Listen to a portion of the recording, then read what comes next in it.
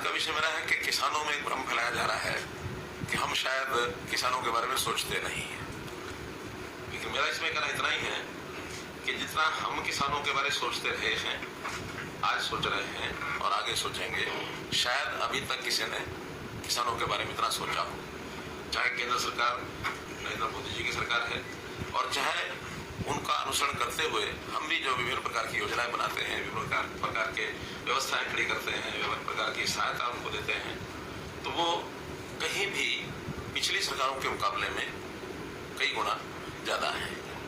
अगर मैं उसमें आपको पहले दयनीय स्थिति जैसी बनी हुई थी, उसको बाहर करने के लिए प्रधानमंत्री जी ने भरसक वितरण किए हैं, जिसके अंदर किसान की आय कैसे बढ़े, उसका खर्चा कैसे कम हो, उसको अपनी फसल का एक प्रकार से कैसे ज्यादा दाम मिले, इसके लिए लगातार वितरण करते हैं।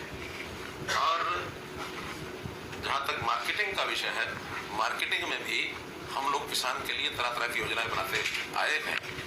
उन योजनाओं में बहुत सी योजनाएं मैं उसका उल्लेख करूंगा, लेकिन आज सबसे पहले शुरुआत करने के लिए एक मुझे बटन दबा करके जो मैसेज आपके माध्यम से सबको देना है, वो ये है कि हमने अभी 1000 रुपया प्रति क्विंटल जो सूरजमुखी का डिक्लेयर किया है, इंटरिम भावांतर भरपाई, मैं शब्द प्रयोग कर रहा हूँ इंटरिम भावांतर भरपाई, तो उसके नाते से जो पैसा हमने आज उनको इस समय बटन दबा करके भेजना है, तो जो कि आपको भी पता है कि यहाँ से जब बटन दबाया तो फिर बैंक के रोल होते हैं, उसमें बैंक्स जो हैं वैसे तो एक दिन के बाद करते हैं, लेकिन परसों क्योंकि संडे है, इसलिए अभी जो बटन दबा रहे हैं वो पैसा मंडे को उनके खाते में पहुंचेगा।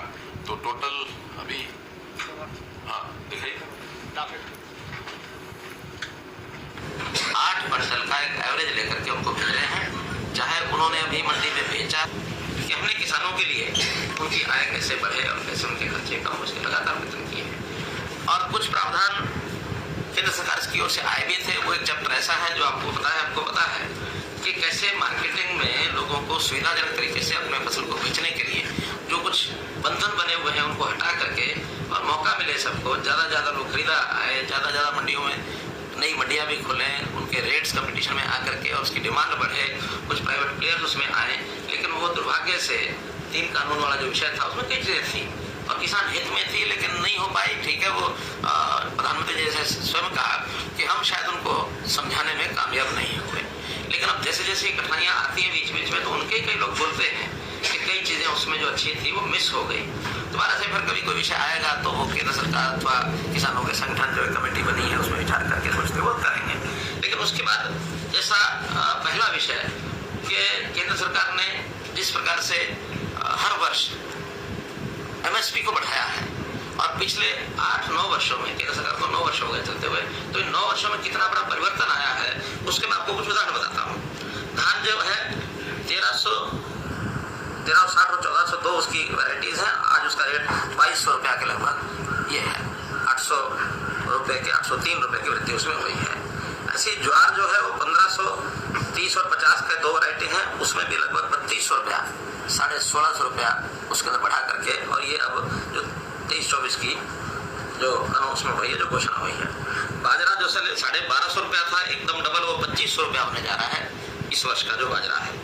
रागी है 1550 से ये 3846, इसमें तो 150% वृद्धि हुई है। अरहर 4350 से 7000 रुपया, मूंग 4600 से 8500 रुपया, सूरजमुखी 3750 से 6760 रुपया, तिल 4600 से 8600 रुपया। ऐसे ही कपास भी लगभग 2900 रुपये की वृद्धि इसमें भी हुई है, जो 2 वैरायटी है 3750 और 4050। और कहना कि हर एक चीज में इस प्रकार की वृद्धि पहले कभी नहीं हुई जितनी वृद्धि अब की जा रही है। इसमें एक बात स्पष्ट करना जरूरी है कि 2 फसलें तो ऐसी है जो केंद्र सरकार FCI के माध्यम से खरीदी जाती हैं, वो है धान और गेहूं।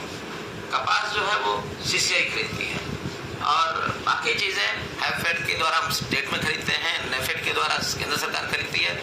आवश्यकता अनुसार जितनी आवश्यकता होती है वो खरीदी जाती है। और जब भी कोई चीज खरीदने में हमको कठिनाई आती है, और वो कठिनाई का एक विषय मैं सबको आपके माध्यम से सभी को ध्यान करना चाहता हूँ कि कई बार स्टेट को स्टेट ही खरीदती है, सेंटर नहीं खरीदता है, तो उसमें कठिनाई है। आसपास की स्टेट्स में रेट बहुत कम होता है, हम उसको रेट बढ़ा करके लेते हैं तो जो आसपास के स्टेट्स का प्रोडक्ट है किसानों का वो स्मगलिंग होकर के यहाँ आना शुरू होता है। हमने ये कठिनाई बाजरे में जब शुरू में ध्यान में आया तो पहले वर्ष में हमको बाजरा जब सारा खरीदा और एमएसपी में खरीदा तो किसानों के माध्यम से जो उनके रिश्तेदार होते हैं या व्यापारियों के माध्यम से आड़तियों के माध्यम से कोई ना कोई रास्ता निकाल करके और हरियाणा की मंडियों में वो सामान आके बिकने लगा। अब वहाँ तो 1200 रुपए का रेट हम उसको 1900 या 2000 में खरीद रहे हैं तो हमको लगभग उसका उस साल में 1000 करोड़ रुपया नुकसान हुआ जिन एजेंसीज ने खरीदा। हमने उसमें से रास्ता ही निकाला कि हमारे पास एक मेरी फसल मेरा ब्यौरा में रजिस्टर्ड जो डाटा है किसानों का कि उन्होंने ये भरा है और भरने के बाद फिर उनको अगर हम पूरा खरीदेंगे तो वो कई प्रकार के विवाद आएंगे, सारी एजेंसियां आएंगी, लेकिन रिकॉर्ड के हिसाब से उनको पर एकड़ पैसा जितना लॉस होता है वो लॉस हम देते हैं। बाजरा पहले साल 600 या 650 था, 650 पहले साल था, उससे पहले साल पूरा खरीदा लेकिन अगले साल 650, उसके बाद 400 रुपये रेट थोड़ा ठीक हो गया, 400 रुपये बल्कि 450 बल्कि लास्ट में तो जो 450 दे करके जो बाजार में बिका वो एमएसपी से भी ज्यादा हो गया। बहुत लोग तो थोड़ा सा रोक के चलते हो, फिर काफी रेट आगे भी बढ़ता है। प्रारंभ में रेट कम होता है मंडियों में, बाद में कंपटीशन आ गया या जब अवेलेबिलिटी कम होती है, सरकार की एजेंसियां भी उसमें जाती है तो रेट बढ़ते हैं। तो इसलिए कई बार एमएसपी देने के बाद भी और ज्यादा लाभ किसान को हुआ है। अब हम तो केवल उसका गैप है, भावांतर का मतलब ये कि भाव का जो अंतर है और वो कोई फिक्स नहीं हो सकता, उसमें कई बार तो अनुमान से ही निर्णय करना पड़ता है। ये सारा 2 वर्ष किया है। इस बार यही स्थिति आई है सूरजमुखी में। सूरजमुखी का जब हमने 1000 रुपया सोचा था, घोषणा तो रिलेट की, लेकिन जब सोचा था उस समय मार्केट में रेट 46-48 रुपया चल रहा था। अचानक जो इंपोर्ट ड्यूटी खत्म की पाम ऑयल के ऊपर तो रेट एकदम डाउन आ गए, सरसों के रेट डाउन आए, सूरजमुखी भी डाउन आए। तो वो 1000 तो हमने घोषणा किया और वो भी हमने उसमें लिखा था कि इंटरिम एक प्रकार से सब्सिडी है, सब्सिडी नहीं भावांतर और भाई है। हम इसका विचार करके रेट को देखेंगे और रेट फ्लक्चुएट होते रहते हैं, उस रेट के हिसाब से इसको आगे जो बढ़ाना होगा बढ़ाएंगे। रेट ज्यादा कम आया तो हैफेड की तरफ से एक प्रस्ताव आया कि हम इसको खरीद सकते हैं क्योंकि हैफेड कमर्शियल परचेज करती है। तो हमने कहा ठीक है आप खरीद सकते हैं, तो मैक्सिमम रेट जितना आप मार्केट में कम्पीट करने के लिए खरीद सकते हैं आप खरीदिए। उन्होंने सोचा कि 4800 रुपये हमारा कंपटीशन आ जाएगा, 4800 खरीदेंगे, 4800 और 1500 बनता है। लेकिन मेरा मानना ऐसा है, हमारे सबका जो टीम के रूप में बैठे कि ये रेट 4800 से ऊपर जाएगा। कल ही शाहबाद में 4850 बिका, जो डेयरियां 4800 रुपये खरीद रहे थे हैफेड के लोग, उनको नहीं मिली, बल्कि बाहर व्यापारी ने 4850 खरीदी। अब वो 4850 खरीदेगा, स्वाभाविक है हैफेड जो खरीदना हो तो 4900 में जाएगा। तो इस कंपटीशन में हमको लगता है कि रेट 5500 तक भी जाएगा।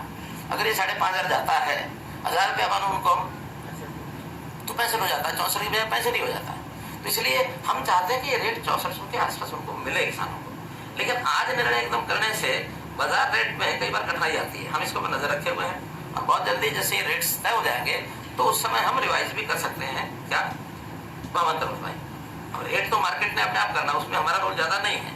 हाँ हैफेड उसको खरीदने में अपने जितनी क्वांटिटी उनको चाहिए वो खरीदने में आगे बढ़ेगी। हैफेड से जब हमारी बात हुई तो उन्होंने कहा कि हम लास्ट डे तक भी मार्केट में रहेंगे, किसी का भी किसी को शक ये हो कि शायद हम बीच में छोड़ के जाएंगे।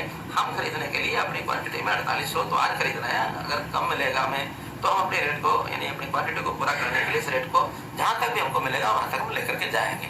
स्वाभाविक है जब मार्केट में रेट बढ़ता तो हैफेड को भी उसमें उसके अंदर एक कंपटीशन में इजीनेस हो जाती है, क्योंकि मार्केट उन्होंने बेचना है, उनका अपना सामान जो है चाहे वो तेल निकालेंगे उसका, चाहे उसमें घी बना के बेचेंगे, वो मार्केट में बिकता है, मार्केट के रेट के हिसाब से बिकता है। तो इस नाते से मैं इतना ही उसमें अश्योर कर सकता हूँ कि हम इसमें जो एमएसपी है वहां तक रेट ले जाने के लिए हमारा पूरा प्रयत्न है। लेकिन आज इस समय में कोई बात कहना वो हमारे लिए दोनों तरफ से हमको लगता है कि उचित नहीं है। हाँ इसके ऊपर कुछ राजनीति करना, लोग राजनीति करते हैं, कुछ दबाव डालने के लिए भी संगठन लगे रहते हैं कि जो करना आज ही करो, जो करना आज ही करो। हम उनको समझाते हैं और कभी कभी तुमको समझ में आती है। जैसे हमारे जो संगठन जिन्होंने इसका मांग की थी तो पहले दिन तो यही बात आई थी कि ठीक है आप हैफेड को उतार दीजिए, 1000 रुपये आपने दे दिया, आप हैफेड को उतार दीजिए, रेट हमारा बढ़ जाएगा, बाकी ठीक हो जाएगा। हमने बात मान ली, लेकिन जब मान ली तो फिर कहते नहीं पहले पूरा घोषणा करो। तो घोषणा करने का जब भावांतर भरपाई दी जाती तो घोषणा हम नहीं कर सकते, इस नाते से उस काम को किया। अब एक सज्जन तो हमारे अब राजनीति कहूँगा अपने इस्तीफे का भी बयान कर गए। मैं सोच रहा था कि भी वो कोई इस्तीफा उनका, क्योंकि as chairman of sugar cane जो बोर्ड है उस नाते से इस्तीफा मेरे पास आना चाहिए या सरकार में किसी को मिलना चाहिए, वो हम ढूंढ ही रहे हैं, कहीं इस्तीफा हमें मिला नहीं है, कहाँ है। देखिए आएगा तो उसके बाद उनसे बात करेंगे ना। अब तक इस्तीफा आया नहीं सर? ना किसी के पास, हमारे पास सरकार में किसी के नहीं, वो तो देखिए सामने वाला क्या सोच के ये कह रहा है, ये उसकी अपनी बात है। इस्तीफा आएगा तो बात करेंगे, हमारे पास कोई इस्तीफा आया नहीं है। अब यही मैं आपको बता रहा हूँ कि आप पूछोगे कहाँ गया इस्तीफा। मेरे पास कोई इस्तीफा नहीं है।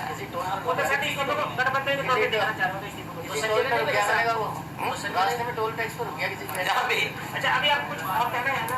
नहीं, अभी तो मैं कहने वाला हूँ,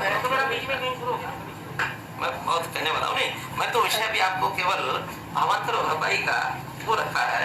और जो मुझे समाचार मिल रहा है कि आज यानी सूरजमुखी जो हम तो आज भी 48,58 तो सुनिश्चित हो ही गया ना, कि अब तो यही रह गया कि और कैसे बढ़ाएं उसको। पंजाब में इस समय भी जो रेट चल रहा है सूरजमुखी का 4,4200 चल रहा है। अभी हमको दूसरा भी इसमें खतरा लगता है कि 4,4200 4800 तो इसलिए बोले आगे कि जरूर उनके कुछ साथी जो हैं वहां से खरीद के 4800 में यहाँ बेचने की कोशिश करेंगे। हालांकि एफएड ने भी वो कंडीशन तो लगाई है कि जिसका रजिस्ट्रेशन होगा उसी का खरीदेंगे, लेकिन इस सेल परचेज में सरकार का रोल नहीं होता। वहाँ आड़ती भी, व्यापारी भी, उनके साथी भी, पंजाब के कई चीजें चलती हैं। तो वो विषय एफएड का है, हमारा इतना नहीं है। एफएड ने कम्पीट करना है बाजार में, हमने जिनका रजिस्टर्ड है उन्हीं को देना। कुछ लोगों ने हमने 3 दिन के लिए उनके कहने पर रजिस्ट्रेशन खोला था, ये विषय भी आपको बता रहा हूँ ताकि लोग ये बोलेंगे। तो 3 दिन में ही जो पहले 40, अभी तो हमने कितना एकड़ दिया हमने 36,000, तो लगभग 2-3 हजार एकड़ और भी इसमें निकलेगा जो पहले का हुआ, उसके कारणों से टेक्निकल कारणों से रुका होगा। लेकिन 40,000 एकड़ का रजिस्ट्रेशन हमारा पहले हुआ था। हमने सोचा कि भाई चलो जो लोग रह गए होंगे 2% रह भी गए हों तो 2 दिन के लिए 3 दिन के लिए खोलते हैं, और खोलने के बाद उनको मौका मिल जाएगा, किसी गलती के कारण से रह गया होगा बाद में उसका मिलान करेंगे। लेकिन उन्हीं 3 दिनों में कितना 16,000 17,000 एकड़ और एडिशनल लोगों ने रजिस्टर कर दिया। और उसमें से ऐसे खेतों का भी रजिस्टर कर दिया जहां पहले गेहूं बोया हुआ था। गेहूं 15 अप्रैल से पहले कटता नहीं है, और 15 मार्च यानी सूरजमुखी 15 मार्च से पहले बुआई होती है। अब उस 1 महीने में 2 फसलें तो नहीं थी वहां, तो आखिर उसको चेक करने के बाद हमने 9,000 तो तुरंत काट लिया है, 6,000 की भी वेरिफिकेशन चल रही है। तो उस वेरिफिकेशन में एक्चुअल में अगर वो खेत 15 मार्च से पहले खाली था, क्योंकि आज तो कट चुका, सूरजमुखी भी कट चुकी, तब तो मानेंगे सूरजमुखी हो सकती है। लेकिन अब 15 मार्च को गेहूं है तो सूरजमुखी उन्होंने गलत डाली है। तो कुल मिलाकर के ये सारे झंझटबाजियां चलती रहती हैं। इसमें किसानों को समझाते भी हैं, किसान हमारे अपने लोग हैं, किसानों का अहित कोई भी ना कोई प्रदेश कर सकता ना केंद्र कर सकता है। किसानों के प्रति हमारी सबकी सद्भावना भी है, मैं स्वयं भी किसान हूँ। लेकिन किसानों को एक बात जरूर कहना चाहेंगे, ऐसे किसी के चंगुल में ना फंसे जो उनको बरगलाए, लालच दे करके उनको कहना कि उल्टा सीधा रास्ता कुछ भी दबाओ कि हाईवे रोक देंगे। अब ये हाईवे रोकना कोई लोकतंत्र के प्रोटेस्ट का हिस्सा नहीं है। अल्टीमेटली कोई व्यक्ति कोर्ट में गया, कोर्ट ने ऑर्डर ले लिया। पिछली बार भी यही हुआ था कि कोर्ट से ऑर्डर लेकर के और खुलना पड़ा था हमको। इस बार भी कोर्ट का ऑर्डर लेकर के शाम को पुलिस ने खुलवाया। ये लोकतंत्र में किसी की भी हम फ्रीडम को अवरुद्ध नहीं कर सकते हैं। जनता का आना जाना है, आप शांतिपूर्वक तरीके से कहीं को परेशान करके हम कभी कुछ कहते नहीं है। तो मेरा कहना है कि किसानों के लिए हमने कितना किया। प्रधानमंत्री जी ने सीधी एक ऐसी घोषणा कर दी कि हर साल मैं किसान को 6,000 रुपया दूंगा, 4 महीने बाद 2,000। प्रधानमंत्री किसान सम्मान निधि, अब कोई मांग तो नहीं थी इसकी, लेकिन नहीं, किसान को थोड़ा बुआई के समय उसके खेत के लिए, छोटे किसान खास करके 6,000 रुपया काम आएगा, अपनी फसल को उगाएगा।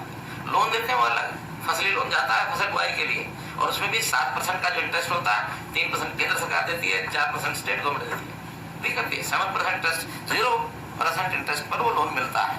हर तरह की सुविधा किसान को ऐसे दी जाती है। खराबा होने के बाद पहले तो केवल सरकारें देती थी, सरकार के रेट 3,000, 4,000, 6,000 रुपया उस समय यही होता था पर एकड़। हमने आने के बाद उसको 15,000 रुपया किया, और साथ में प्रधानमंत्री फसल बीमा योजना में भी बहुत बड़ा एक प्रोग्राम जो है वो देश में चला कि आप थोड़ा सा प्रीमियम बना दीजिए उस कंपनी को, यानी उसका परसेंटेज के हिसाब से शायद कितने परसेंट हम कितना देते हैं, 80%, 10 या 20% किसान को देना होता है, 80% केंद्र सरकार और हरियाणा सरकार देती है। प्रीमियम का भी बहुत कम नॉमिनल प्रीमियम 500 रुपया एकड़ समथिंग है। तो ये पैसा किसान दे दे तो इंश्योरेंस हो जाता है, और इंश्योरेंस में रेट भी उसके ज़्यादा है, उसकी कवरेज जो है लॉस की उसमें ज़्यादा है। तो इस नाते से वो भी बहुत बड़ा किसानों को राहत मिलती है। मुआवजा हमने जो खराबे का है, यानी आप ये मान के चलें कि पिछली सरकार ने 10 साल में 1158 करोड़ रुपया मुआवजा दिया था, और हम इन 8.5 साल में 9,790 करोड़ रुपया, यानी 8 टाइम्स। उन्होंने 10 साल में 1109 दिया, हमने 9 साल में 9,760 दिया। हमने तो आते ही पहले साल 2015 में हमारा 1200 करोड़ हो गया था, उनका 10 साल का हमारा पहला मुआवजा, क्योंकि उस समय 2-2 रुपए 4-4 रुपए के चेक जाते थे। हमने तो वो भी तय किया कि अगर 1 एकड़ में मान लो अगर 50 भी हिस्सेदार हैं तो उन सबको न्यूनतम 500 रुपए जरूर मिलेगा, 2 रुपए 4 रुपए के चेक नहीं मिलेंगे, चाहे 25,000 जाए 50,000 जाए, कोई दिक्कत नहीं, थोड़ी होते हैं वो, लेकिन न्यूनतम 5,000 रुपए 500 का चेक ये हर एक को जरूर मिलेगा। या तो दो नहीं दो तो इतना तो दो, को पता तो लगे मिला, 500 रुपया न्यूनतम है। और ये भी हमने आकर के इसको शुरू किया। फिर जैसा हम देखते हैं फसल अवशेष, इस कार्यक्रम को मैंने शुरू किया, 1,000 रुपए एकड़ उसकी फसल का वो अवशेष केवल उठा करके कहीं भी बांध ले, गांठ बांध दे, उसका उपयोग करे, किसी को बेच दे, हम उसके इकट्ठा करने का भी 1,000 रुपया एकड़ देते हैं। उसके डिस्पोज जलाए नहीं, जलाएगा तो फिर नहीं, लेकिन उसको उपयोग करेगा तो 1,000 रुपये एकड़ उसकी सब्सिडी वो हम देंगे। हमने जो किसानों के लेन देन का स्टाम्प ड्यूटी 2,000 रुपये से ये 100 रुपया किया। मुख्यमंत्री किसान खेतीहर मजदूर जीवन सुरक्षा बीमा योजना में जैसे कि डेथ हो जाती है 5 लाख रुपया था, उसको हमने 10 लाख रुपए किया कि भी ये भी उनको लाभ मिले। इसी प्रकार जो धान और कपास की जो मार्केट फीस 2% होती थी, उसको हमने 0.5% किया। हालांकि इसका किसान को इतना लाभ नहीं जितना व्यापारी को लाभ होता है, जो खरीदार होता है, क्योंकि खरीदार को देना होता है। फिर भी किसान को इनडायरेक्टली उसका एक लाभ तो होता है ना कि हाँ खरीदार जो है आसानी से खरीदता है, उसको 1.5% कम होता है तो इसका रेट बढ़ाएगा। तो रेट तो अल्टीमेटली मार्केट रेट का, जो कहीं भी कोई खर्चा कम होता है तो अल्टीमेटली जो सेलर होता है उसका रेट बढ़ता है, तो उसका भी किसान को लाभ होता है। ऐसे ही हमने बहुत सी ऐसी योजनाएं, सोलर पंप का मामला है, फिर पावंतर भरपाई मैंने आपको बता ही दिया है, MSP भी जहाँ कहीं हमको इसमें खतरा नहीं होता कि पड़ोस के प्रदेशों से कुछ स्मगलिंग होती है, उसकी MSP पर हम खरीद करते भी हैं, ऐसा नहीं कि नहीं। जैसे हमने पिछले दिनों के अंदर जो 15-16 फसलें जो की हैं, उसमें मूंगफली भी हमने की, मूंग हमने किया है, बाजरा तो हम 2 साल से नहीं कर रहे हैं, तिल हम कर रहे हैं, कपास भी CCI के माध्यम से जा रही है, वो सारी जाती है। सूरजमुखी का पहली बार हमने ये पावंतर किया, वरना ये भी पहले और कभी सूरजमुखी बिकती नहीं, खरीद सरकार नहीं खरीदती थी, पिछले 5 साल से खरीदी जा रही है। ध्यान में है कि एक साल मालूम थी, मैं स्वयं शाहबाद मंडी में गया था और मंडी में जाकर देखा कि सूरजमुखी जो है वो बरसात भी आई थी उस दिन, तो बिक्री पड़ी है और वहाँ खरीदार कोई नहीं है। हमने कहा उस साल 25% खरीदी थी, अगले साल 50% खरीदी, तीसरे साल 100% खरीदी। लेकिन इस बार जब झगड़ा हुआ कि इसका जो पंजाब से स्मगलिंग बहुत हो सकता है, तो हम किसान को उतना ही पैसा देने के लिए तैयार, लेकिन खरीद की बजाय हम उसका भावांतर भराई का ये हमारी योजना हमने बनाई है। इसका मुख्य कारण स्मगलिंग है कि हमने उसको MSP में नहीं खरीदा, मोटे रूप से, क्योंकि हमें लॉस ज्यादा होता है। वो बाजरे के संबंध में हम जैसे राजस्थान से स्मगलिंग हुई, उसका एक हमको जो अनुभव है वो ये है, और आज भी हम तो जो हमारे पास रजिस्टर्ड है उसको देंगे। ऐसे ही हमने पानी किसान को पूरा मिले, तेल तक हमने पानी पहुंचाया। पानी के जो जो प्रबंध किए हैं, कल भी मेरी बातचीत में आप लोगों ने सुना होगा, मैंने सारा विषय पानी का रखा। तो चलो कर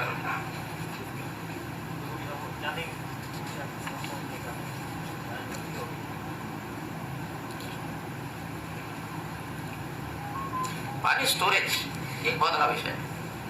हमने खास करके सिरसा जिला, हिसार जिला पानी की जो डिग्गियां बनाई हैं, पानी का जब उपलब्ध होता है उसमें भरो, जब जरूरत है उसमें माइक्रो इरिगेशन का उपयोग करो। अभी सिरसा जिले में जो 3 दिन का मेरा टूर था, उनका कि डिग्गियों की जितनी अधिक आप कर सकते हो हमारा बहुत लाभ होगा।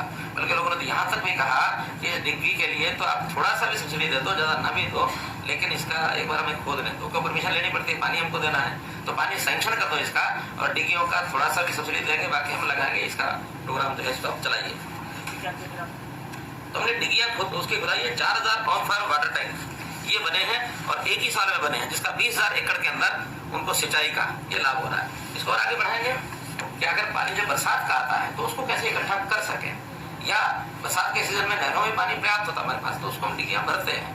साल में 2 बार भी डिग्गी भरेंगे तो अपना खेत में सिंचाई कर लेंगे। ऐसे ही 4,000 तालाब हमारे ऐसे हैं जो साउथ हरियाणा में है। उन साउथ हरियाणा के तालाबों को भरना, जैसे मैंने कल बताया कि मसाड़ी डैम है उसको भी भरते हैं, तो ऐसे पानी को स्टोरेज और पानी की रिचार्जिंग, इसमें जितना भी पैसा खर्च हो रहा है उसको हम करते हैं। बागवानी के लिए भी आवंतर भरपाई में भी हमने इसको लिया है। 14 जो है बागवानी को बढ़ावा देने के लिए सेंटर ऑफ एक्सीलेंस इजराइल को भी हमने इसमें शामिल किया है। तो ऐसे बड़े बड़े प्रोजेक्ट विदेशी सहायता से भी वो भी करते हैं ताकि किसान को इसका लाभ हो। जैसे मशरूम केंद्र है, जैसे मधुमक्खी का है, रामनगर में मधुमक्खी का जो केंद्र है वो भी विदेश की एक टेक्निक है, उसके माध्यम से वो ले रहे हैं। FPOG हमने बनाए हैं। वर्टिकल खेती, इस पर हम चले हैं। हाइब्रिड सब्जी, ये भी एक प्रयोग कोई चल रहा है। पशुपालन, अब पशुओं का बीमा, ये भी हरियाणा ने ही शुरू कराया, तब जाकर के देश के कुछ और प्रांतों में शुरू हुआ है। पशु भी आखिर किसान का एक धन होता है, उसका भी लॉस होता है तो उसको मिलना चाहिए। पशुधन सुरक्षा योजना के अंतर्गत 8,52,000 पशुओं का बीमा किया गया। फिर क्रेडिट कार्ड, पशु क्रेडिट कार्ड, एक तो किसान क्रेडिट कार्ड है, पशु क्रेडिट कार्ड, ये भी चालू कराया ताकि पशु भी कोई खरीदे बेच सके, उसमें भी उसको पैसा चाहिए तो ले सके। देसी गायों की जो डेयरी का भी हम जो सब्सिडी देते हैं वो भी 83 करोड़ रुपया जा चुका है। दूध का 5 रुपए किलो लीटर का, ये भी पशुपालकों को इसका भी हम लाभ देते हैं। प्रगतिशील किसान, उनकी सम्मान योजना और नए प्रगतिशील किसान कैसे बने, उनकी ट्रेनिंग का ये पैसा भी अलग से इन सबको देते हैं। कुल मिलाकर के जितनी भी योजनाएं हैं, ये चाहे हमारी सिंचाई की योजनाएं हैं, इन सिंचाई की योजनाओं में भी कुल अभी तक पिछले 5 साल में जो हम अनुदान और जो इन योजनाओं को सरल बनाने के लिए हमने जो खर्च किया है, 6 और 3 9 और 5 14 और लगभग 1500 करोड़ रुपया इस पर अभी हम खर्च कर चुके हैं 5 साल में, नहरों के सिस्टम को ठीक करने के लिए। हमारा एक तो जो WJC का प्रोजेक्ट है, उसका बहुत बड़ा लाभ ये अगले सालों में मिलने वाला, जैसे वो कंप्लीट हो जाएगा। और इसी प्रकार जो खेती के लिए जितनी मैंने योजनाएं बताई हैं, उसमें किसान सम्मान निधि है, बीमा है, खराबा है, अवशेष जो बचे उनका, जीवन सुरक्षा की जो मैंने बात बताई है, सोलर सब्सिडी जो छोटे पंप हैं 10 HP, वहां तक के जो है 52-53 हजार अभी हम पिछले साल में लगा चुके हैं। हमारा टारगेट 4,000 का था, 53,000 सोलर लगाए हैं। 960 करोड़ रुपया इसमें सब्सिडी दी है। फिर मिकाडा मैंने बताया, कोल्ड स्टोरेज, मधुमक्खी, मशरूम, वर्टिकल खेती, पशुपालन, इन सब पर मिलाकर के पिछले 5 या ये 8 सालों का भी कुछ है, कुछ 5 सालों का दिया, अलग अलग करके है। तो ये 22, 23, 23,500 करोड़ रुपया केवल सब्सिडी का गया किसानों को। और इस प्रकार से इतनी बड़ी मात्रा में नहीं, इसमें बदली से नहीं है। इसमें किसान सम्मान निधि है 4,300 करोड़, 6,100 करोड़ जो बीमे का अनुदान मिला है लोगों को, नहीं जो फसल बीमा योजना 61,62 बल्कि सरकार ने जो खराबे का दिया वो 9,760। तो कुल मिला के 9, 6, 15, 19, 20 तो यही है। बाकी लगभग 2,500 करोड़ रुपया बाकी छोटे छोटे और जो आइटम्स हैं, जिसमें भावांतर भरपाई योजना ही 900 करोड़ रुपया तो जा चुका है। बाजरा और ये जो आज हमने 29-30 करोड़ मैंने जोड़ा, 29 करोड़ 13 लाख है, तो ये कुल मिला के 900 करोड़ रुपया ये गया है। तो ऐसा किसान के हित में जब भी कोई बात आती है, ऐसा ही नहीं हम कहते कि किसान हमारा अन्नदाता, वो है, लेकिन मेरा फिर वही कहना है कि किसानों को भी हम अपील करना चाहते हैं कि ऐसे जो किसान संगठन एक राजनीति के तौर पर चीजों को आगे बढ़ाकर करते हैं, और प्रेशर जो होता है उस प्रेशर से कोई लाभ होता नहीं है।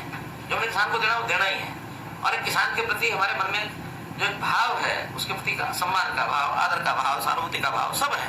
क्योंकि छोटा किसान है, छोटे किसान को तो बहुत संकट होता है। 1 एकड़ 2 एकड़ वाला तो परिवार के सिस्टम को चला ही नहीं सकता है, बड़ा किसान फिर भी अपने सिस्टम को चला लेता है। तो इसलिए ये जो चीजें की गई है, पिछले कुछ दिनों से चर्चा थी, मुझे लगा कि इस विषय को आपके माध्यम से मैं जरूर बताना चाहूंगा। तो इस संबंध में आपको कोई बात लगती है, कोई सुझाव देने की, कुछ प्रश्न करने की, तो आपने काम किया है किसानों के लिए।